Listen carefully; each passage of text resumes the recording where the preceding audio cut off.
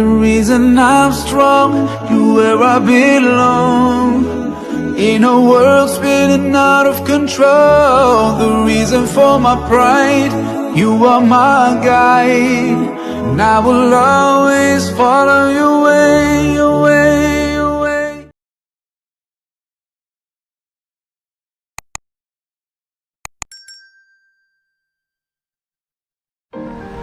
Assalamualaikum warahmatullahi wabarakatuh.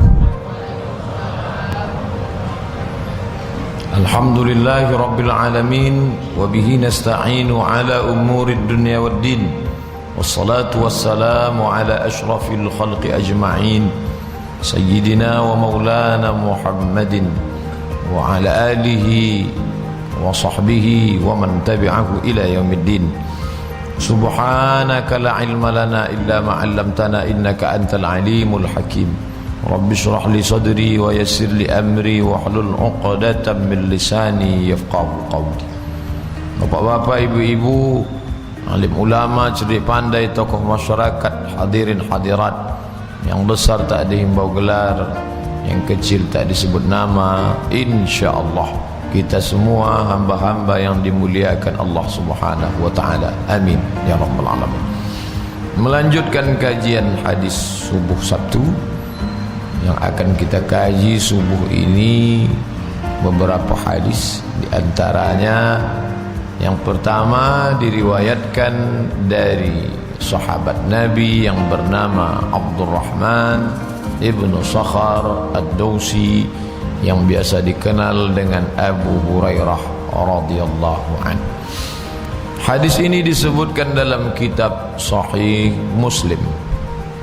Statusnya tidak diragukan lagi.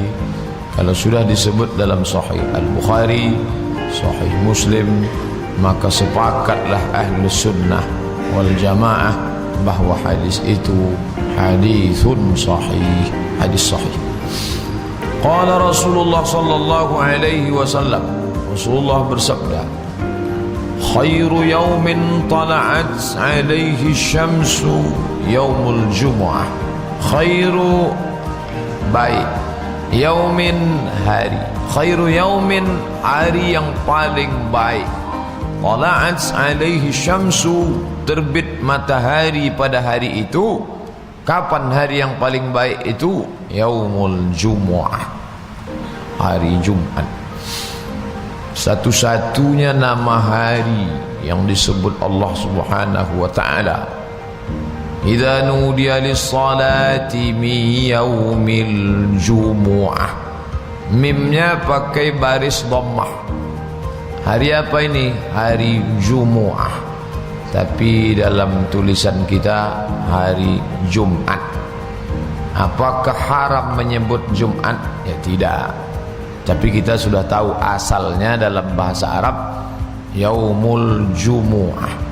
Sampai di tempat kita menjadi Jumat. Pergi ke Pulau Jawa jadi Jemua, Jumat. Hari yang paling baik terbit matahari hari itu hari Jumat. Fihi khuliqa Adam, pada hari itu Allah menciptakan Adam alaihi salam. Wa fihi udkhilal jannah, pada hari itu dia masuk ke dalam surga. Wa fihi ukhraja minha, pada hari itu dia dikeluarkan dari surga. Wa la taqumus sa'atu illa fi yaumil jumu'ah, dan hari kiamat tidak akan terjadi melainkan pada hari Jumat.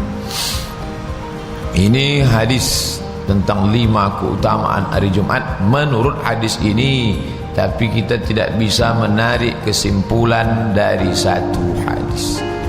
Metode dalam memahami hadis adalah jam'ul ahadits, menentukan satu tema sentral lalu mengumpulkan beberapa hadis yang terkait dengan tema tersebut, yang dikenal dengan istilah metode maudhu'i atau tematik.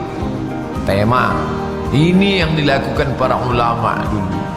Imam Al-Bukhari menyusun satu kitab Al-Jami', As-Sahih, Al-Musnad, Al-Mukhtasar.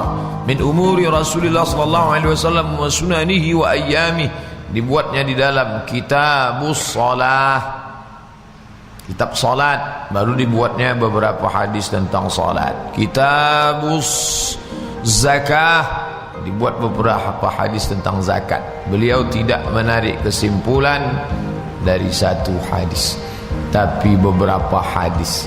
Kekeliruan sekarang orang menarik kesimpulan dari satu hadis, fatal. Hari paling baik terbit matahari Jumat. Nabi Adam diciptakan hari Jumat, dimasukkan ke dalam surga, dikeluarkan dari surga, dan hari kiamat akan terjadi pada hari Jumat. Maka kita disuruh mengagungkan hari ini. Dalam hadis lain dia disebut sebagai Sayyidul Ayyam. Allah Ta'ala menciptakan banyak bulan, tapi ada satu Sayyidus Syuhur, induk dari segala bulan, bulan Ramadan. Satu-satunya nama bulan yang disebut dalam Al-Quran, Syahrul Ramadan alladzi unzila fihi Al-Quran. Allah menciptakan banyak negeri, tapi dipilihnya satu negeri, Sayyidul Bilad, induk dari segala negeri, Ummul Qura, ummu induk Qura, dari segala kampung. Maka Allah bersumpah demi negeri itu. Apa kata Allah? Wa hadzal baladil amin. Allah ciptakan banyak manusia, tapi ada satu yang dia pilih, Sayyidul Anbiya wal Mursalin. Dialah Sayyidina Muhammad sallallahu alaihi wasallam. Ini hak prerogatif Allah. Jadi kalau ada nanti kenapa Allah pilih hari Jumat, itu hak prerogatif Allah, keputusan Allah. Kita menerimanya hanifan musliman, kami condong kepada kebenaran, musliman, kami berserah diri kepada Allah Subhanahu wa taala. Adapun dalam kitab Sunan Abi Daud, Sunan Nasai, Sunan Ibni Majah, 4 sunan, kecuali Sunan Tirmidzi, 3 sunan memuat mirip hadisnya seperti yang ada dalam Sahih Muslim, tapi ada tambahan. Hari yang paling baik diciptakan Adam, masuk dalam surga, hari kiamat, tapi ada tambahan dalam 3 kitab ini.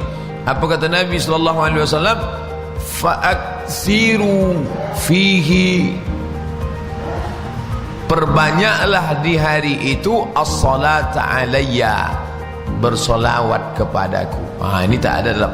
Ini maksud saya tadi sebutkan. Jangan pegang satu ini, atau bagi yang mendengar, tak ada tu dalam yang disampaikan ustaz kami. Ternyata ada riwayat lain. Mungkin dia lupa, mungkin dia tak tahu, mungkin manusia biasa.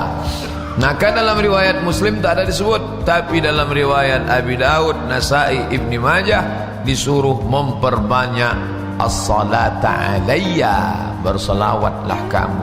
Itulah dalil kenapa pada hari Jumat memperbanyak solawat. Innallaha wa malaikatahu yusalluna 'alan nabi ya ayyuhalladzina amanu sallu alaihi. Hadisnya umum, berselawatlah kepada dia. Wasallimu, ucapkan salam. Taslima, dengan satu ucapan yang salam yang baik. Kata sahabat, kalau ucapan salam kami tahu ya Rasulullah, assalamu alayka ya Rasulullah, assalamu alayka ayyuhan nabiy wa rahmatullahi wa barakatuh. Tapi tentang bunyi salawat ni kami tak tahu. Maka salawat pun disebutkan Nabi, Allahumma salli ala Sayyidina Muhammad wa ala ali Muhammad. Ada pula salawat Ibrahimiyah, kama sallaita ala Ibrahim wa ala ali Ibrahim innaka Hamidum Majid. Allahumma barik ala Muhammad wa ala ali Muhammad kama barakta ala Ibrahim wa ala ali Ibrahim innaka Hamidum Majid. Salawat-salawat yang maksur ini sudah saya tuliskan dalam 77 tanya jawab salat. Salawat riwayat 1, salawat riwayat 2, salawat riwayat 3, salawat riwayat 4, salawat riwayat 5. Download buku ini gratis. Pilih salawatnya, share. Ini salawat yang maksur. Salawat terbagi dua. Satu salawat yang maksur yang dibuat oleh Nabi, satu salawat ghairu maksur yang tidak maksur dibuat oleh ulama. Allahumma salli ala sayyidina Muhammadin salatan tunjina biha min jami'il ahwali wal afat. Itu salawat yang dibuat oleh ulama. Salatullah salamullah ala Toha, ala Yasin, itu yang dibuat ulama. Maka selama tidak bertentangan lafaznya dengan yang maksur, maka boleh mengucapkan salawat-salawat ini yang dibuat para ulama. Lalu kata Nabi, perbanyaklah salawat pada hari itu. Hari itu maksudnya hari Jumat itu. Kapan hari Jumat itu dimulai? Masehi pergeserannya jam 12 malam 2014 ke 2015, maka 12 malam itu heboh seluruh dunia. Sedangkan bulan Qamariyah pergeserannya tenggelam matahari Kamis sore, masuk Jumat itu waktu azan maghrib. Sebelumnya kita banyak solawat, tapi setelah azan maghrib sore Kamis malam Jumat itu, maka perbanyaklah salawat. Berapa kali? Tak ada disebut. Beratus ribu kali. Bagus.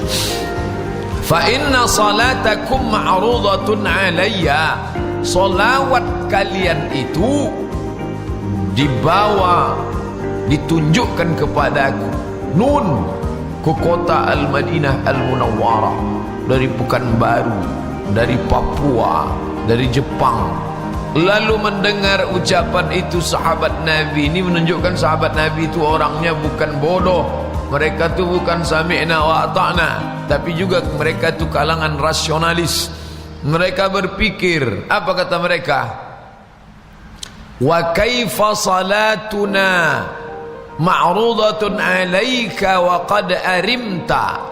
Bagaimana mungkin salawat kami itu dibawakan, ditunjukkan, dipresentasikan, ditampakkan kepadamu, waqad arimta, padahal engkau sudah hancur. Arimta itulah diambil dari kata ramim yang ada dalam Al-Quran surat Yasin yang selalu bapak ibu baca. Man yuhyil 'idhama wa hiya ramim. Siapa yang bisa menghidupkan tulang yang sudah ramim, hancur? Arimta, ta di situ artinya engkau. Faqad arimta, engkau sudah hancur, jadi makan cacing tanah. Tengok sahabat berpikir, dan Nabi tak marah. Ketika sahabat bertanya, ya Rasulullah, bagaimana mungkin selawat kami itu dibawakan kepada engkau padahal engkau sudah mati dimakan cacing tanah? Nabi tak marah. Hei, diam, kamu melawan saya. Tak. Tapi Nabi menjawab, innallaha harramal arda, innallaha harrama 'alal ardi ajsadal anbiya. Allah mengharamkan kepada bumi ajsadal anbiya, untuk memakan, menggerogoti jasad para nabi. Bapak Ibu yang dimuliakan Allah Subhanahu wa taala, ini pun hadis yang memancing rasionalitas orang-orang. Bagi Bapak Ibu, saya tak ragu sedikit pun bahwa kita semuanya beriman tentang tanah tak bisa memakan jasad para nabi. Tapi bagi orang yang goncang, apa iya jasad nabi itu tidak hancur? Apa pernah di-scan dari atas? Apa pernah digali tanahnya? Ini menjadi orang kafir penasaran dari dulu. Maka pada saat pemerintahan Khalifah Nuruddin Az-Zanki, ada seorang Yahudi pura-pura masuk Islam, masuk ke kota Madinah Al-Munawwarah. Lalu dari tempat tinggalnya itu dia gali tanah mau menuju, tapi Allah menyelamatkan. Maka pada zaman itulah ditanam, dicorkan tembok, bukan dari semen tapi langsung dari busi. Maka terkurunglah, tak ada lagi bisa menemboknya. Jadi kalau ada orang sekarang mau mencuri jasad Nabi SAW, mustahil. Allah sudah melindunginya. Lalu bagaimana kita dapat memastikan jasad Nabi itu tidak hancur? Maka Allah subhanallah, dia tunjukkan. Tiba-tiba datanglah banjir bandang pada masa pemerintahan Khalifah Amirul Mukminin Umar Ibnul Khattab. Air itu membuat pasir-pasir yang ada di pemakaman Uhud turun, nampaklah kaki Hamzah bin Abdul Muttalib. Hamzah meninggal tahun 3 perang Uhud, Nabi meninggal tahun 11. Maka ketika Abu Bakar naik jadi khalifah, kalau begitu umur jenazah Hamzah sudah 7-8 tahun. Abu Bakar jadi khalifah 2, 7 tambah 2, 9. Umar bin Khattab jadi khalifah 5 tahun, lebih kurang 10, 11, 12 tahun setelah meninggalnya, jasadnya tak hancur. Apa hukum dari sini? Kalau jasad Hamzah bisa diselamatkan, tak dimakan cacing tanah, sulitkah bagi Allah untuk menjaga jasad Muhammad sallallahu alaihi wasallam? Itu kan Hamzah bin Abdul Muttalib. Dan Allah mau menunjukkan ke masyarakat Riau ketika digali PLTA Koto Panjang, maka ada makam ulama. Ketika digali, jangankan jasadnya, kain kafannya pun tak dimakan tanah. Saksi hidup masih banyak, anaknya masih ada, dicarilah. Saya tak mau sebut namanya, nanti saya sebut tiba-tiba datang pula orang berduyun-duyun bawa air putih minta barokah. Tapi yang jelas kita ditunjukkan Allah Ta'ala, jangankan Hamzah bin Abdul Muttalib, ini hambaku, la taqulu liman yuqtalu fi sabilillahi amwat. Jangan kamu katakan mereka mati, bal ahya, mereka hidup.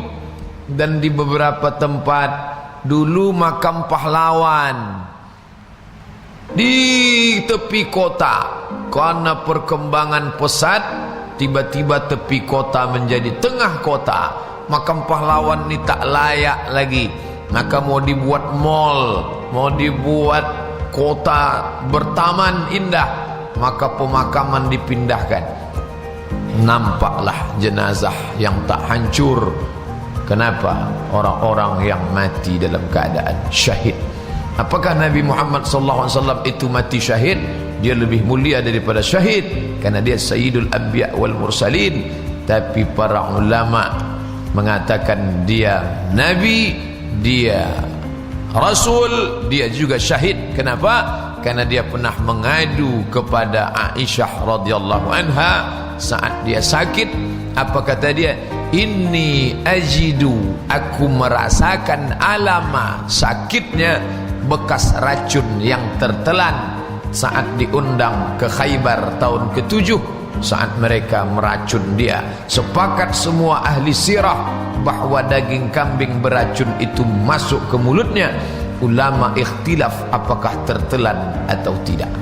Oleh sebab itu 3 dia dapatkan, Nabi, Rasul, syahid.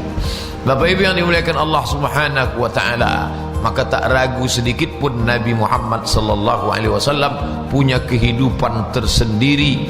Maka itulah yang membuat kita tetap berselawat, tetap mengucapkan salam sampai ke depan makamnya. Assalamu alayka ya Rasulullah, assalamu alayka ya Habiballah, assalamu alayka ya khaira khalqillah.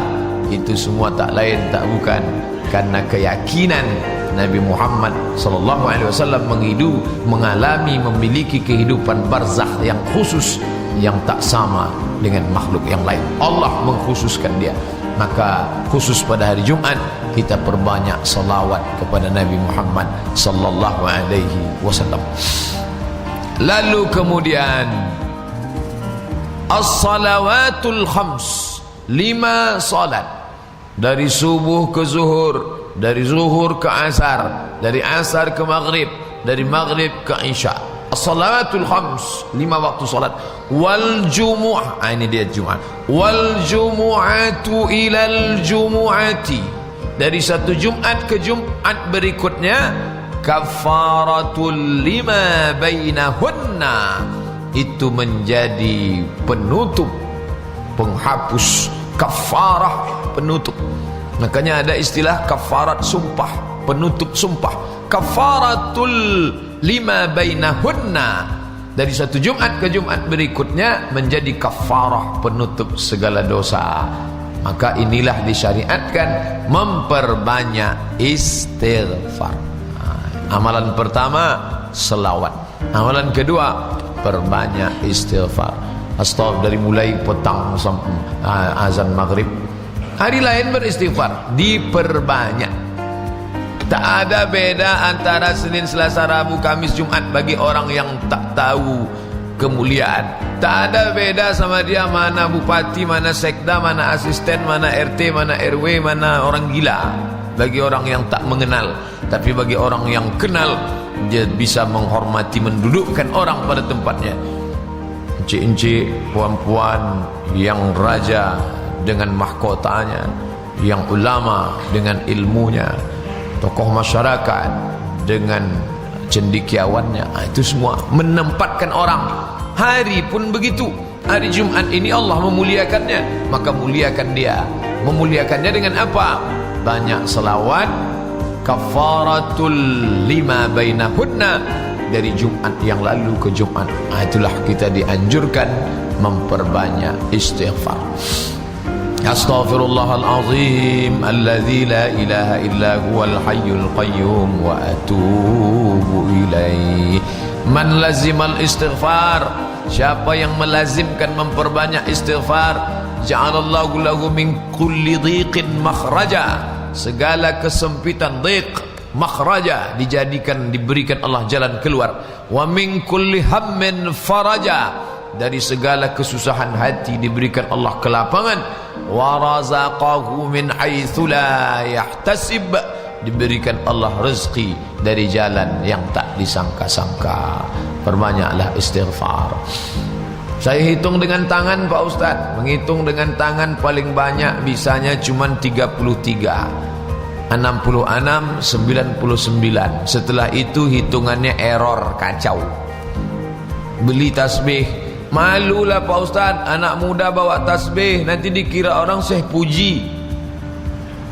Pakai tasbih yang ditelunjuk atau di sini. Berapa kali? Tapi jangan pula dihitung 3000 langsung update status. Alhamdulillah sudah 3000 kali. Bagi yang senang tolong like dan komen. Bukan itu maksudnya, untuk diri sendiri. Banyak istighfar. Lalu kemudian hadis berikutnya, hadis lain. Ini tidak satu hadis, terpisah-pisah di beberapa kitab, tapi yang kita sampaikan ini antara hadis sahih dan hadis hasan. Fihi sa'atun, di hari Jumat itu ada satu sa'atun, ada satu saat, ada satu waktu. Satu waktu, kata Nabi SAW, la yuwafiquha abdun muslimun, jika seorang hamba yang muslim bertepatan doanya pada saat yang makbul itu, wa huwa yusalli, pada saat itu dia solat. Nah, ini amal yang ketiga, memperbanyak solat sunnah, solawat, istighfar, solat sunnah. Karena hadis itu menyebut begitu. Fihi sa'atun, di hari itu ada satu saat, la yuwafiquha abdun muslimun, seorang hamba Allah yang muslim bertepatan doanya tepat pada titik seperti cermin, ada titik hitam, lalu tepat doanya di situ, lalu kemudian dia meminta kepada Allah, wa huwa yusalli, dia salat. Kemudian dalam solat itu, apakah setelah solat itu, yas'alullaha syai'an, lalu dia meminta, sa'ala meminta, yas'alu meminta kepada Allah, syai'an sesuatu, illa a'tahullah, maka Allah memberikan kepada dia. Ini dalam satu hadis ini terkandung dua makna, solat sunat dan berdoa. Sudah 4, solawat, istighfar, solat sunat, dan berdoa. Jadi dari mulai maghrib itu ya perbanyak solat sunat, berdoa malam itu. Ini semua tak lain tak bukan adalah karena kemuliaan yang diberikan Allah SWT. Kapan titik makbul hari Jumat? Allah tak kasih tahu.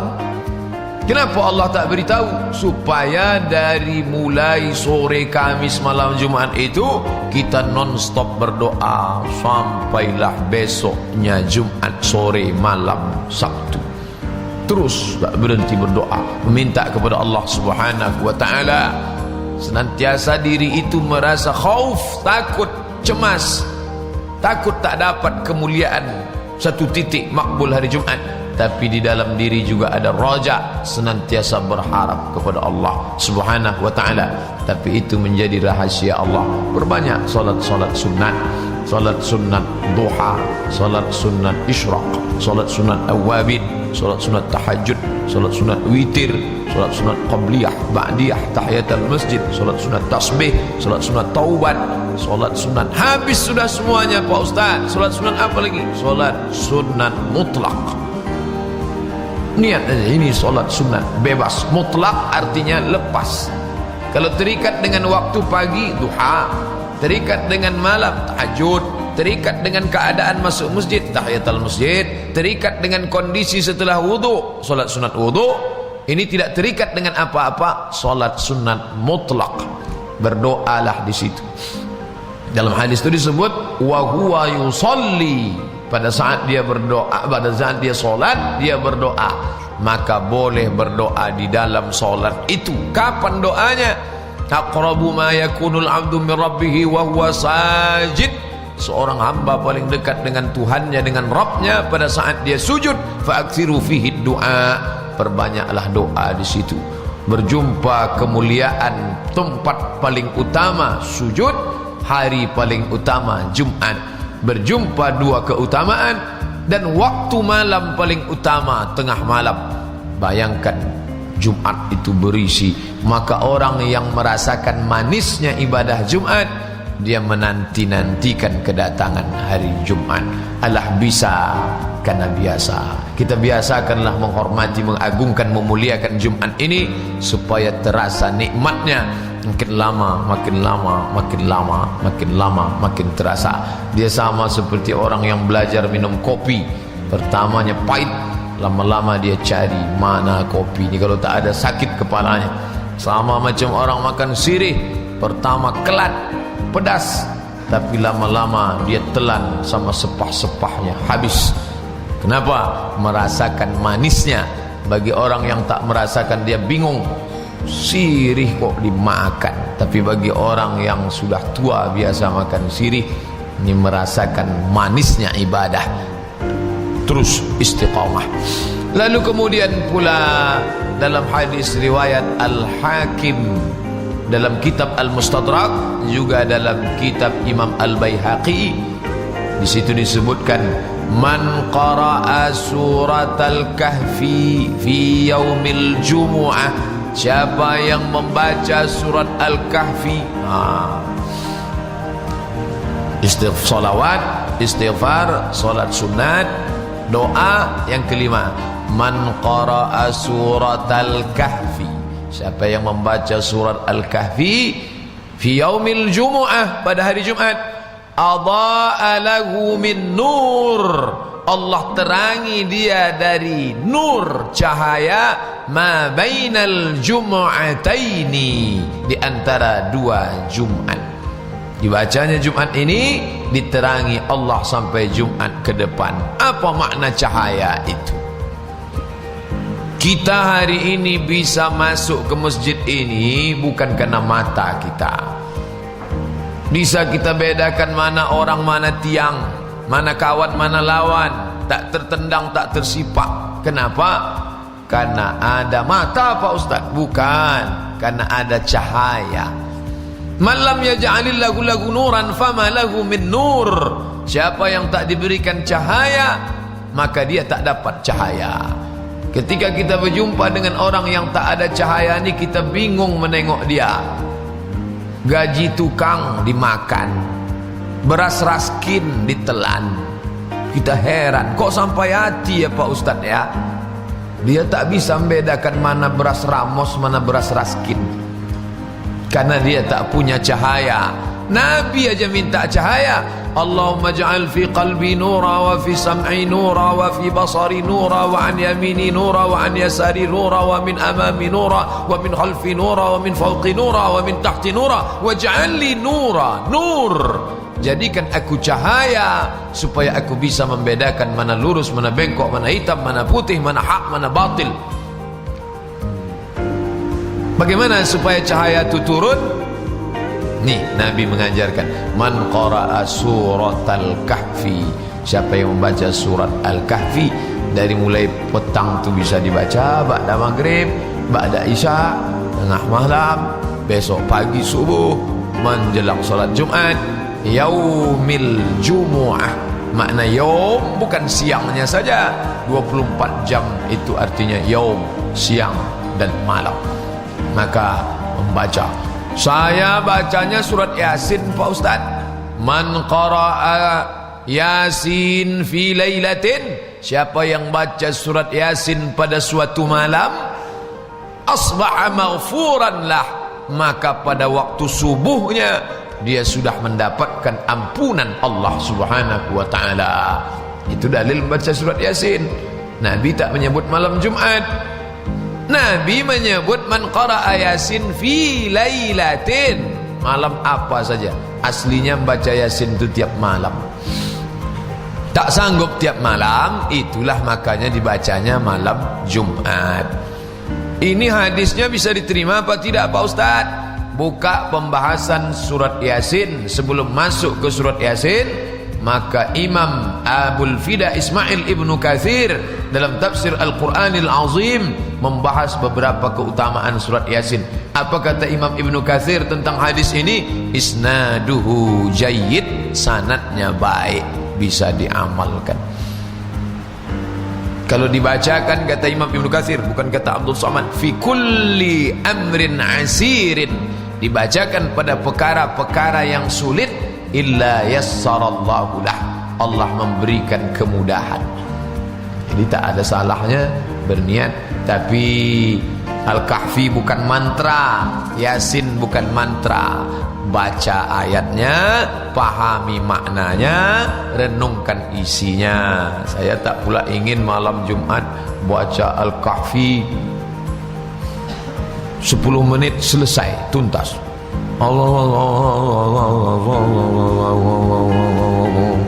Selesai. Bukan itu makna. Direnungkan baik-baik, baca.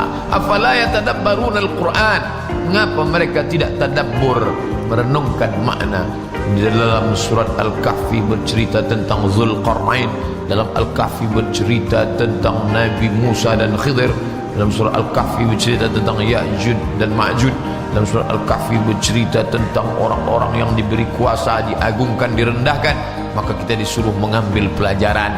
Yang membaca surat Yasin pula, di situ diceritakan bahawa kita ni semua, wa in kullun lamma jami'un ladaina muhdarun, semua kita nanti akan dibangkitkan di hadapan Allah.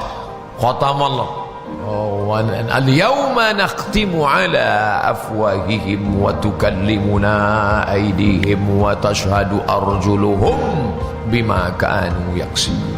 Kita diingatkan lagi, semua ni akan bersaksi di hadapan Allah. Diingatkan pula tentang kuasa Allah. Sanggup tak Allah ni menghidupkan saya? Sanggup tak Allah ni membukakan segala aib saya? Sanggup tak Allah ini menunjukkan segala kekurangan saya? Diingatkan dengan surat Yasin, innama amruhu idza arada syai'an ay yaqula lahu kun fayakun. Diberikan pula kabar gembira, sadar diri, tahu diuntung, menyadari segala kelemahan, diberikan kabar gembira. Kita akan disambut oleh malaikat dengan ucapan salamun qawlam min rabbir rahim. Menetes air mata membayangkan di pintu surga, malaikat menyambut, sedih, terharu. Yang kita baca, wa idza tuliyat alaihim ayatuhu, ketika ayat itu dibaca, zadathum imana, bertambah imannya, wa ala rabbihim yatawakkalun, dan dia berserah diri hanya kepada Allah Subhanahu wa taala. Lalu kemudian malam Jumat, lalu baru dibaca malam, ya tak salah, baik. Malam itu pula terus diisi dengan amal-amal yang 5 tadi. istighfar, salawat, salat sunat, doa, membaca surat Al-Kahfi, membaca surat Yasin. Lalu kemudian pula paginya bersiap-siap untuk melaksanakan solat Jumat. Man ghasala, hadis ini disebutkan dalam 4 kitab sunan: Sunan Abi Daud, Sunan Nasai, Sunan Tirmizi, Sunan Ibni Majah, ditambah satu lagi Musnad Ahmad Ibnu Hanbal. 4 sunan, 1 musnad. Man ghasala, siapa yang ghasala sekedar basuh-basuh aja, wuduk maksudnya. Wa ghatasala, dan mandi. Ada yang satu basuh-basuh aja tak mandi, fotokopi, pas foto. Yang satu lagi wa ghatasala, mandi.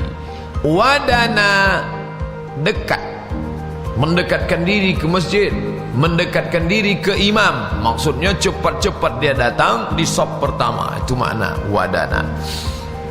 Man ghasala, siapa yang mandi. Wa ghatasala, siapa yang bersuci bersih. Wa ghatasala, mandi. Wadana, mendekat ke masjid, mendekat kepada posisi imam, mendekat ke tempat khutbah. Lalu kemudian wabatakara, cepat-cepat datang. Cepat dia datang. Kemudian pula waqtaraba, posisinya dekat dari khatib, dekat dari imam, dekat kepada Allah. Wastama'a, anak, didengarnya baik-baik khutbah itu. Maka apa yang dibalaskan Allah? Maka Allah jadikan likulli khutwatin, setiap langkah kaki dia dari rumah datang ke masjid tadi, dijadikan Allah Subhanahu wa ta'ala itu sebagai qiyamu sanatin wa siyamuha, sama macam qiyamul lail sepanjang tahun dan puasa sunat sepanjang tahun. Tapi seperti, jangan pula setelah datang solat Jumat cepat tak puasa sunat lagi. Seperti. Sebab itulah maka ini hadis ini memunculkan problem, masalah. Di situ disebutkan waghtasala. Ightasala itu artinya mandi. Lalu muncullah pertanyaan, apakah pagi Jumat itu dia mandi, lalu malamnya maaf cakap dia berhubungan? Ini yang selalu dijadikan pembahasan. Ini ada satu hadis lagi disebutkan dalam Sahih Bukhari, Sahih Muslim. Itu memang jelas-jelas disebutnya, man ightasala yaumal jumu'ah ghuslal janabah. Disebutkan janabah, siapa yang mandi pada hari Jumat, mandi junub. Kalau mandi junub pagi Jumat, berarti maaf cakap dia junub malam Jumat. Apakah ada anjuran maaf cakap? Ini saya jelaskan supaya tidak menjadi kebingungan. Apakah ada anjuran mesti berhubungan malam Jumat? Sampai-sampai orang membacakan siapa yang berhubungan malam Jumat maka sama dengan membunuh 70 Bani Israel. Ternyata hadis tentang itu, apa komentar Al-Hafiz Al-Iraqi? La aslalah, tidak ada dasarnya. Kalau disebut la aslalah itu artinya la sanadalah, tidak ada sanadnya. Siapa yang membuat? Ya bapak-bapak yang mau berhubungan buatnya di situ. Tapi jelas-jelas di situ disebutnya Pak Ustadz ghuslal janabah, mandi junub. Maka 3 pendapat ulama tentang ini. Yang pertama, mandinya memang mandi junub karena dia memang berhubungan malam itu.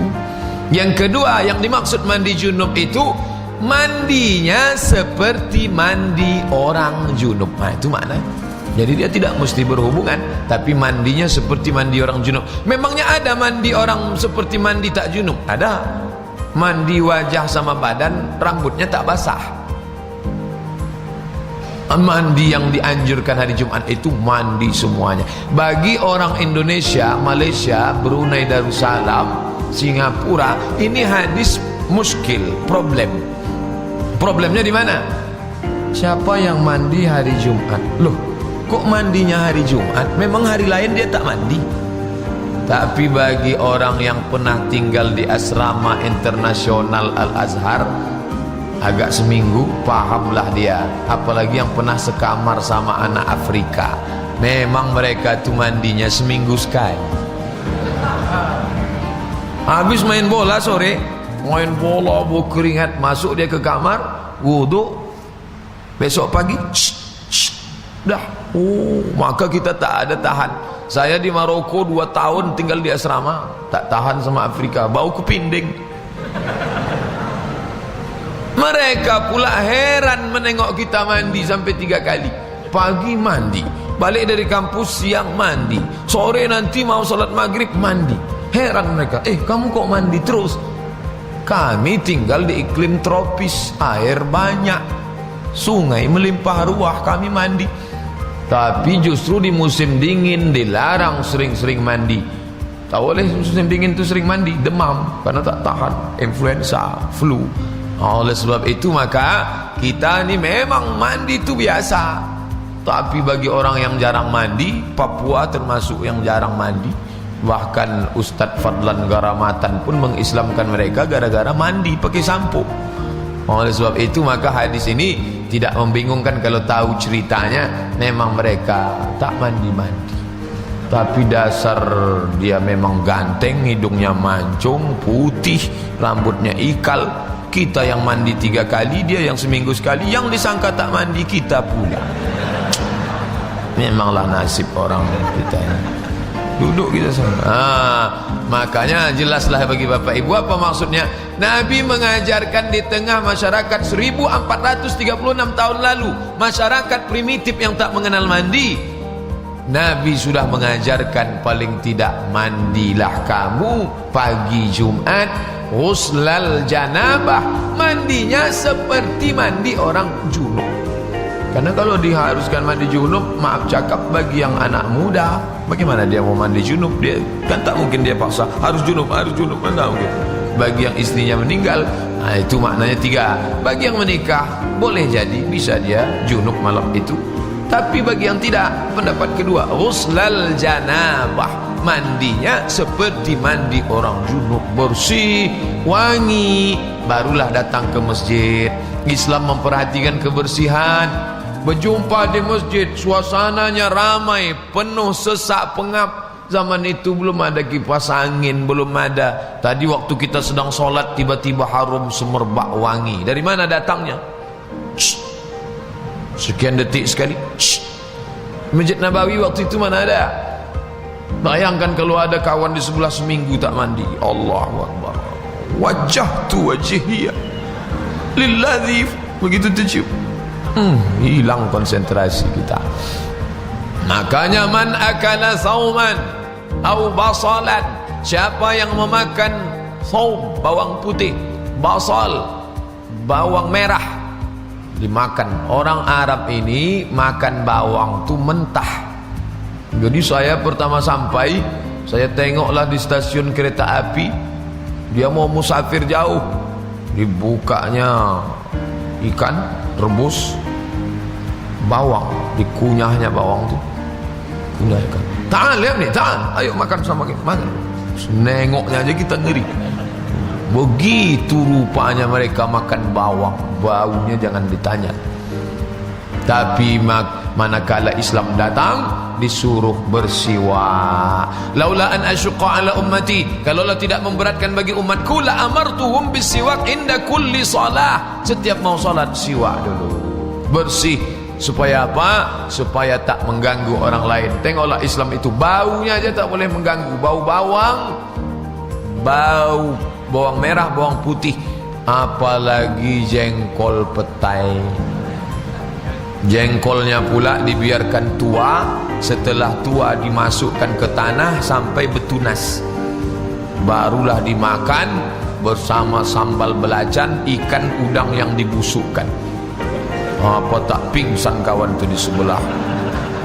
Oleh sebab itu maka Islam ni agama bukan datang dari pikiran seorang Muhammad. Wa ma yantiqu anil hawa.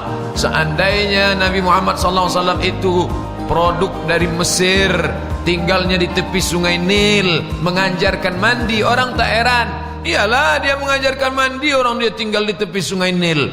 Tapi dia tinggal di gurun pasir kering kerontang yang tak ada air. Maka saat itu kita menerima Islam. Awalnya kita menerima Islam ini ya karena bapak saya Islam, ibu saya muslimah, maka saya muslim. Tapi setelah kita belajar, makin kuat keyakinan kita, ini bukan produk akal lingkungan, tapi ini datang Tanzilal Azizir Rahim.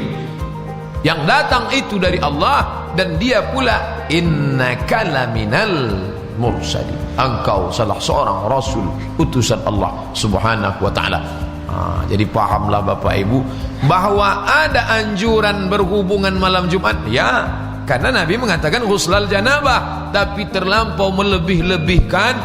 Siapa yang berhubungan maka membunuh 70 Bani Israel Yahudi.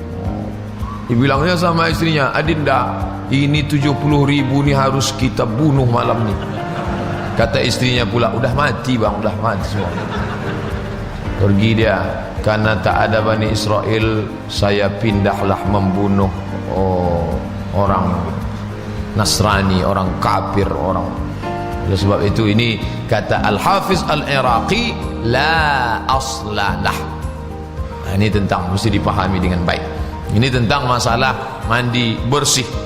Man igtasala yaumal jum'ah ghuslal janabah. Siapa yang mandi bersih pada hari Jumat, mandinya seperti mandinya orang junub, bersih, rambut semua basah, bersih.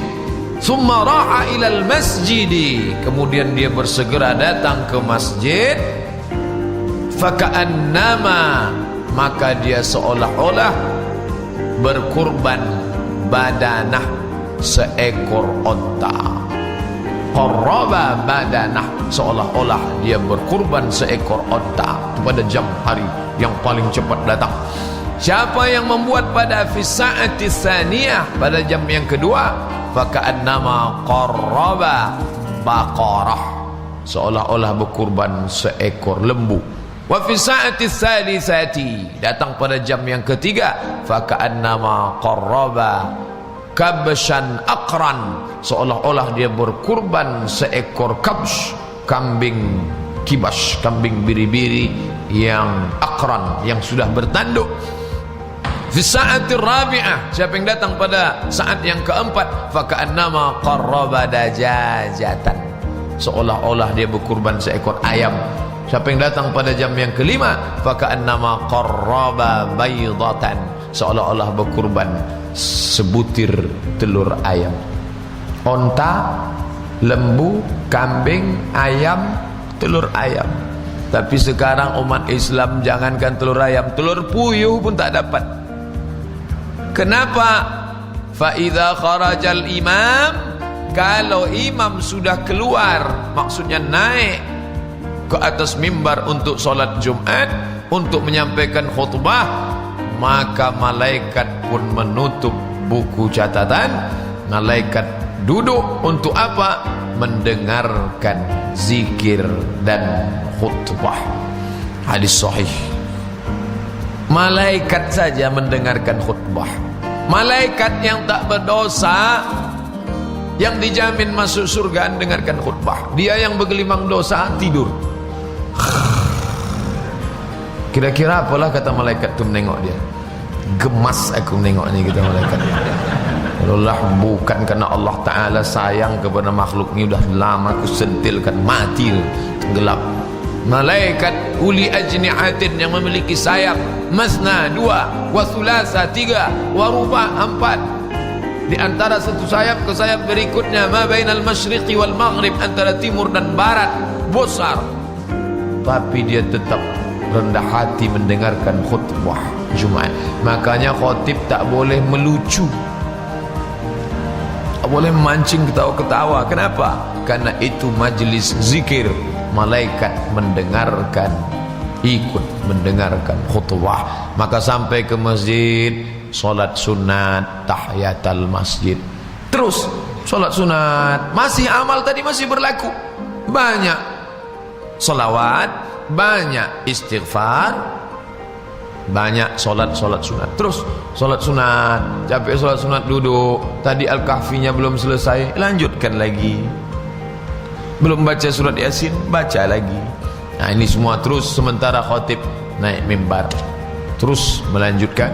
Lalu kemudian sampailah masanya azan dikumandangkan. Lalu setelah itu muncul masalah khilafiyah tentang qabliyah Jumat. Jadi kita bahaskan semua dalam khusus hari Jumat ini. Apalah dalil yang mengatakan ada qabliyah Jumat? Mazhab Syafi'i. Yang pertama, hadis Nabi, ma min salatin mafrudatin, setiap salat yang fardu, illa baina yadaiha rak'atani, setiap salat fardu pasti didahului 2 rakaat salat sunat. Apa komentar Syekh Atiyah Soqar dalam Fatwa Al-Azhar? Wal hadisu bi'umumihi, hadis ini umum, setiap salat fardu pasti didahului 2 rakaat. Maka setiap salat fardu didahului 2 rakaat. Subuh fardu, ada qabliyah subuh. Zuhur fardu, ada qabliyah zuhur. Asar fardu, ada qabliyah asar. Maghrib fardu, ada qabliyah maghrib. Isya fardu, ada qabliyah isya. Jumat itu fardu apa tak fardu? Fardu, maka ada qabliyahnya. Kata Syekh Atiyah Soqar, tidak boleh mengkhususkan kalau tidak ada dalil mukhassis. Jadi kalau ada orang mengatakan hadis ini berlaku hanya untuk subuh, zuhur, asar, maghrib, isya, untuk Jumat tak berlaku, tidak ada dalil mengkhususkan. Ini dalil yang pertama. Dalil yang kedua, baina kulli adzanaini shalah, antara azan dan iqamat ada salat 2 rakaat. Baina kulli adzanaini shalah, antara azan dan iqamat ada salat 2 rakaat. Baina kulli adzanaini shalah, antara azan dan iqamat ada salat 2 rakaat. Liman syaa, bagi siapa yang mau. Hadis sahih Muslim. Apa komentar Al-Hafiz Ibnu Hajar Al-Asqalani tentang hadis ini? Kata beliau, inilah fal-umdatu, umdah, induk dalil tentang qabliyah Jumat. Kata Al-Hafiz Ibnu Hajar Al-Asqalani, kalau disebut Al-Hafiz itu berarti bukan hafal Quran. Di tempat kita Al-Hafiz itu hafal Quran, tapi kalau Al-Hafiz Ibnu Hajar Al-Asqalani artinya hafalan hadisnya 300.000 hadis. Dia mazhabnya Syafi'i, dialah yang mensyarah Sahih Bukhari dalam kitab judulnya Fathul Bari, syarah Sahih Bukhari. Dia mengatakan, menukil pendapat, inilah dalil orang yang mengatakan adanya qabliyah Jumat.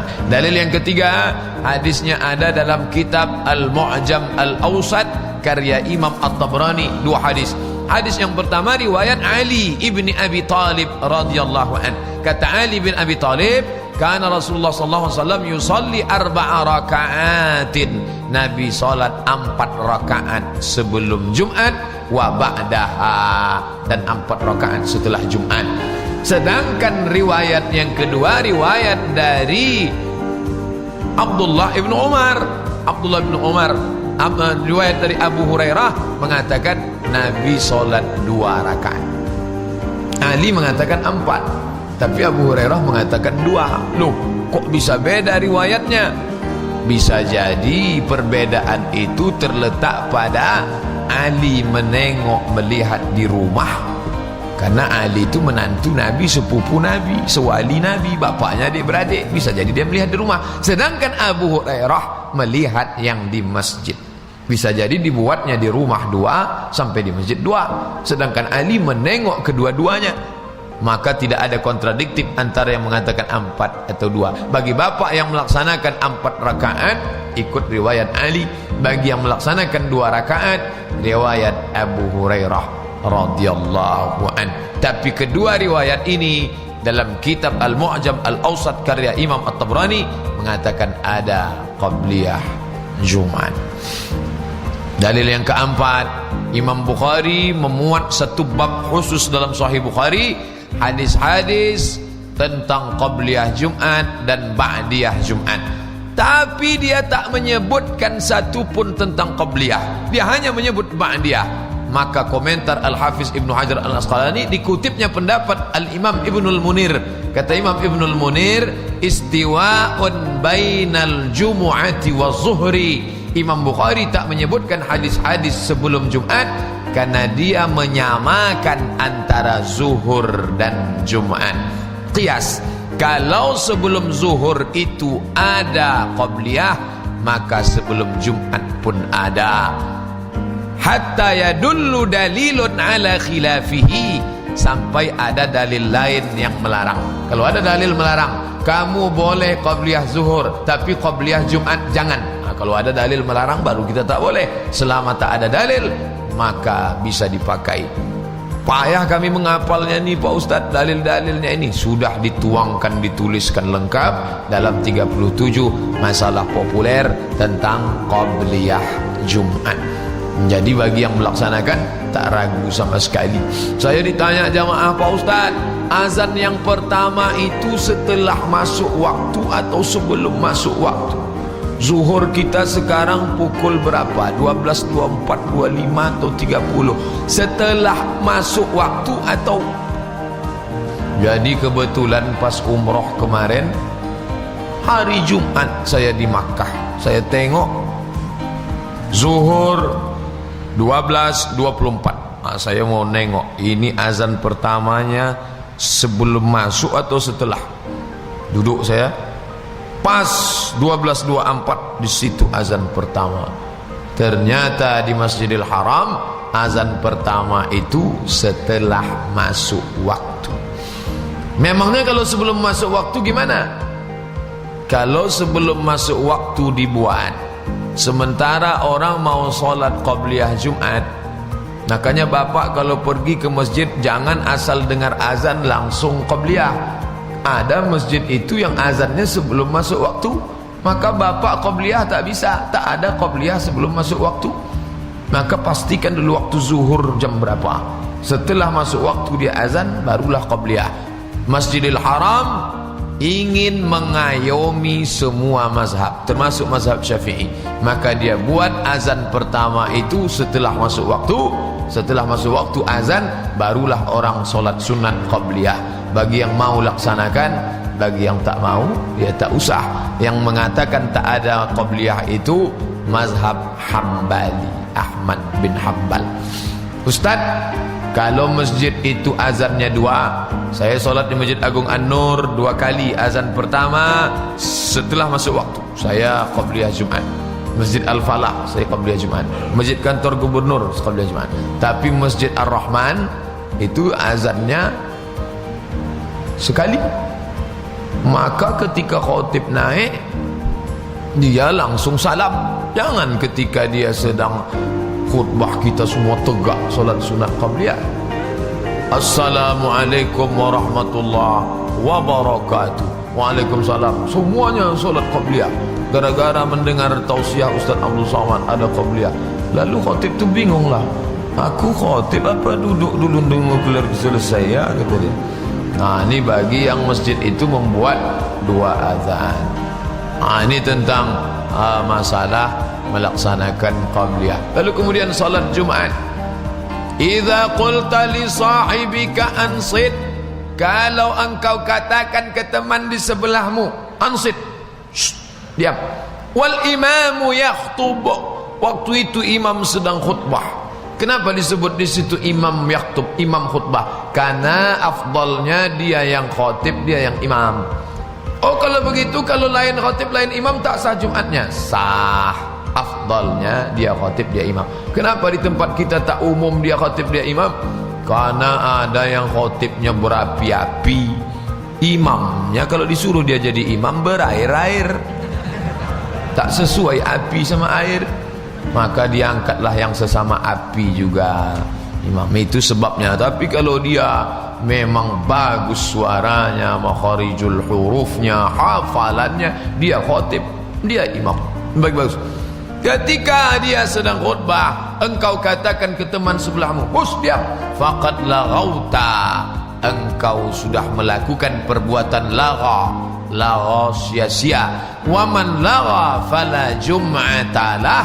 Siapa yang melakukan perbuatan sia-sia, fala jum'ata lah, maka tiada Jumat lah baginya. Hati-hati, jangan katakan diam. Datang kawan sebelah tu ribut, datang kawannya sebelah, ya, tak boleh. Datang kawan yang sebelah lagi, untung aku tak melarang. Intinya jangan bercakap, dengarkan khutbah. Datang yang sebelah lagi, memang dia tak bercakap, tapi dari mulai as kata khotib dia udah tidur. Bisa pula di settingnya macam ada perangkat lunak di dalam. Begitu khotib tu mengatakan as, begitu khotib mengatakan barakallahu li wa lakum, langsung segala. Saya heran juga menengoknya, ada macam settingan awal dalam. Keywordnya dua, as sama barakal. Barakallahu li wa lakum fil Qur'anil azim wa nafa'ani wa iyyakum bima fihi minal ayati wa dzikril hakim. Dia pun mulailah mengusap air liur tumpah. Janganlah sampai begitu. Dengarkanlah khutbah baik-baik. Ansitu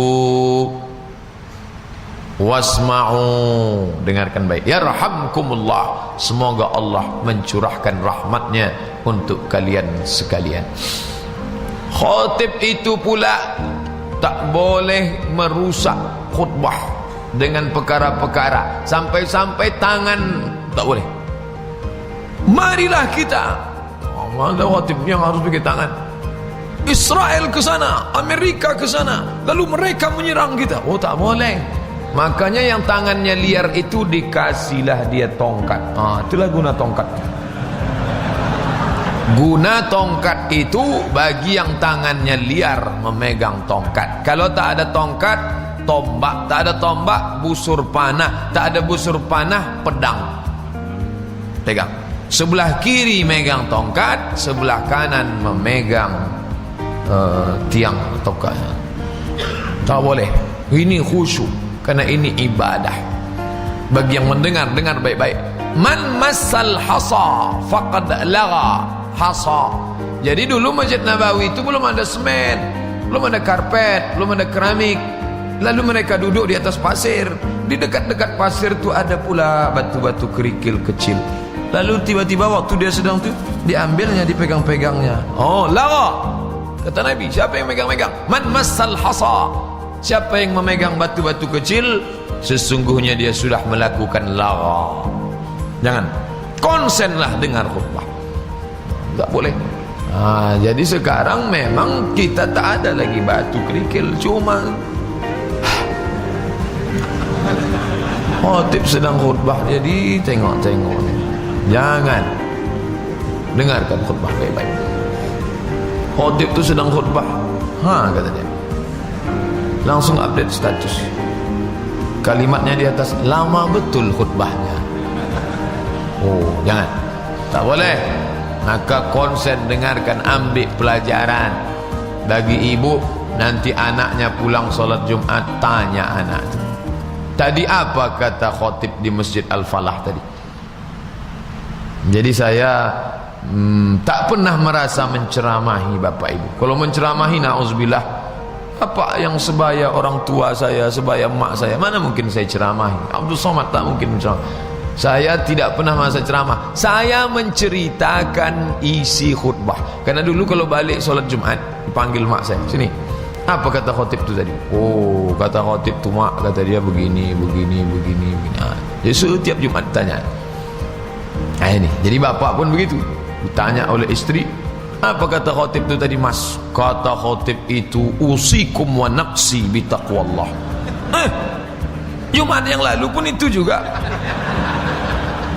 Rupanya itu aja yang dia ingat, padahal banyak lagi isinya.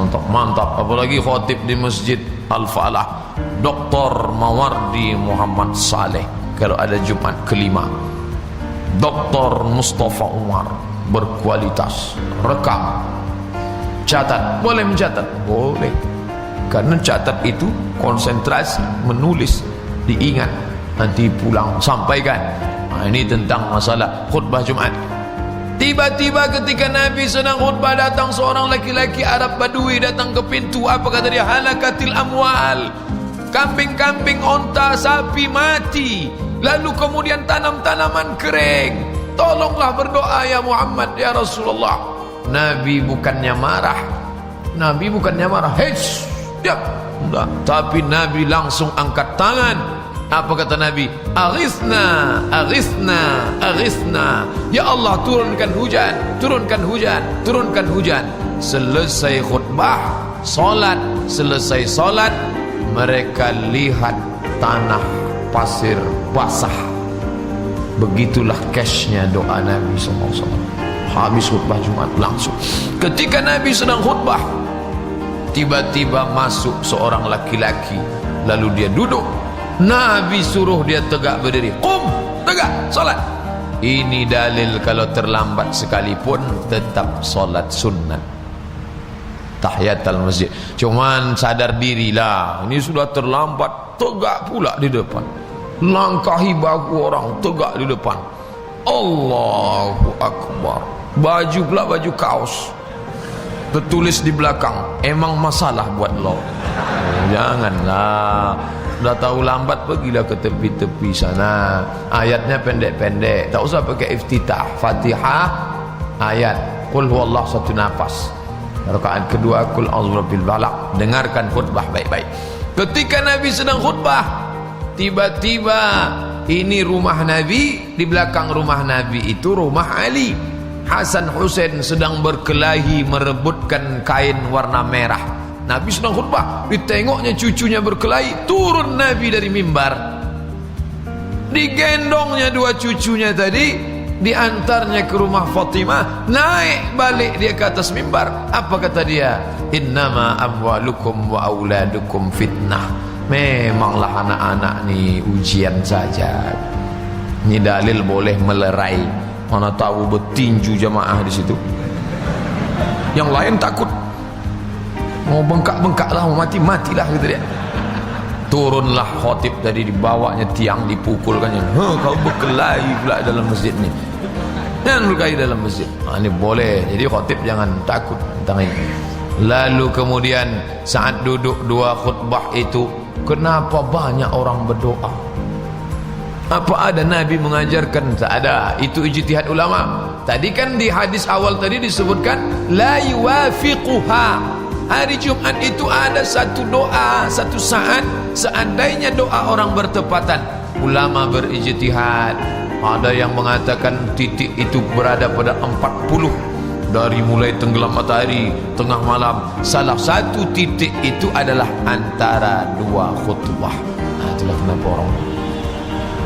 Ada pula yang mengisi dengan salawat. Ketika khatib duduk, dia bersalawat. Allahumma salli ala Sayyidina Muhammad. Apa dalil dia itu? Dalilnya dalil umum tadi. Nabi menyuruh berselawat. Selama masih dipayungi dalil yang umum dan tidak ada yang melarang dalil khusus, maka kita dapat menerima itu. Jadi tak perlu dipermasalahkan. Lalu kemudian solat Jumat. Kemudian selesai solat Jumat, masih berlakukah sampai tenggelam matahari sore Jumat itu?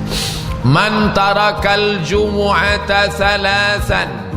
Siapa yang meninggalkan solat Jumat 3 kali, min ghairi uzrin, min ghairi daruratin, tanpa ada uzur, tanpa ada darurat, tanpa ada alasan syar'i. Kalau musafir okey, sakit okey, tapi tak ada alasan syar'i, taba'allahu ala qalbih, maka Allah mencap hatinya. Dulu raja-raja kalau buat surat, setelah surat itu dibalut, dikasih tali, cap. Kalau sudah dicap, apapun tak boleh masuk, tak boleh dibuka. Itu arti kalau mendengar Bapak Ibu nanti, hatinya sudah dicap. Apa maksud hati dicap? Maksudnya tidak dapat menerima hidayah pelajaran. Tinggalkan sholat Jumat. Kalau gitu 2 kali aja lah Pak Ustaz. Jangan pula gitu. Maksudnya jangan sampai sama sekali. Segera datang. Wa idza nudiya lis-salati min yaumil jumu'ah. Kalau kamu dipanggil untuk melaksanakan salat pada hari Jumat, fas'au ila zikrillah, bersegeralah kepada mengingat Allah. Maksudnya cepat-cepat datang ke masjid. Wa dzarul bai', tinggalkan transaksi. Baik di situ jangan diartikan dagang. Nanti yang punya ruko saja yang meninggalkan ruko yang di kantor. Wa dzarul bai', tinggalkan semua transaksi jual beli. Kemudian ada pula satu hadis. Hadis ini dinyatakan hasan, sebagian mengatakan sahih. Man ma min muslimin yamutu yaumal jumu'ah. Siapa seorang muslim yang mati pada hari Jumat, au lailatal jumu'ah, hari Jumat maksudnya siang, au lailatal jumu'ah, atau hari Kamis malam Jumat, dari mulai Kamis sore habis maghrib, malam Jumat sampai Jumatnya sore, waqahullahu min fitnatil qabri, maka Allah memeliharanya dari azab kubur. Apakah sejak dimakamkan itu sampai hari kiamat dia bebas azab kubur, atau hari itu saja? Enak kali dia Pak Ustaz, ke masjid tak pernah, solat tak pernah, matinya hari Jumat, lalu dia tak dapat azab kubur. Di mana keadilan Allah? Ini maknanya karena kemuliaan hari Jumat itu, besok habis kena belangkung sama malaikat. Oleh sebab itu maka tentang masalah ini difahami, menumpang kemuliaan. Begitulah hebatnya Allah Ta'ala memuliakan hari Jumat.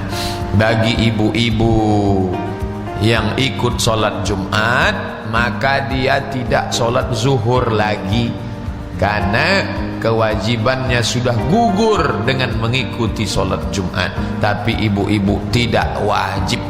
Maka di tempat kita tak umum, tapi di Masjidil Haram, Masjid Nabawi, mana tahu pergi umroh pas bertepatan hari Jumat, ikut solat Jumat, nanti pulang jangan solat zuhur lagi, karena kewajiban Jumatnya sudah gugur.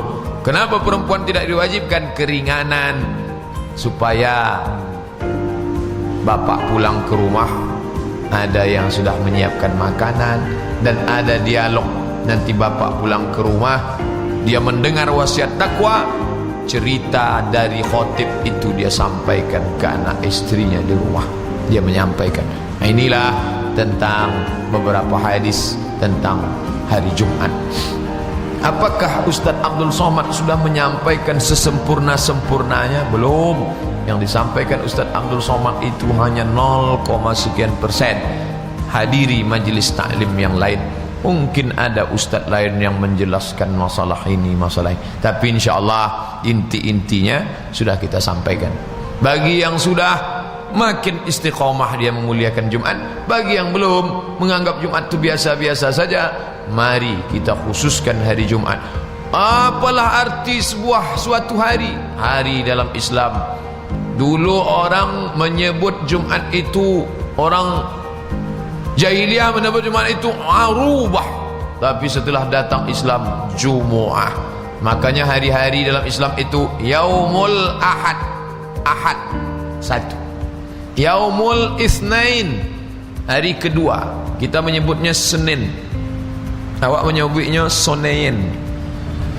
Yaumul Sulasa, Sulasa tiga, Salasah. Yaumul Arbi'a, Arbi'a Rabu empat. Yaumul Khamis 5. Yaumul Jumu'ah, hari berjamaah. Yaumus Sabt, hari Sabat. Hari Sabat yang dikhususkan untuk orang Yahudi. Wa yauma la yasbituna la ta'tihim, pada hari Sabtu banyak ikan, di hari yang lain ikan tak ada. Ini tentang hari Sabtu. Pada hari Sabtu mereka diuji dengan banyaknya ikan. Hari Ahad, Minggu Pak Ustaz. Oh jangan, Minggu diambil dari kata Domingo. Domingo bahasa Spanyol. Domingo artinya Tuhan. Kenapa itu disebut hari Minggu? Domingo, hari khusus untuk memuliakan Tuhan. Ini bukan sembarangan. Oh, kalau begitu Sunday. Sun matahari, day hari. Sunday hari matahari. Hari itu dikhususkan memuliakan matahari. Karena mereka penyembah matahari. Matahari itu nama dewanya, Dewa Mitra, Dewa Matahari. Sedangkan orang Mesir menyembah matahari, nama dewanya Dewa Ra.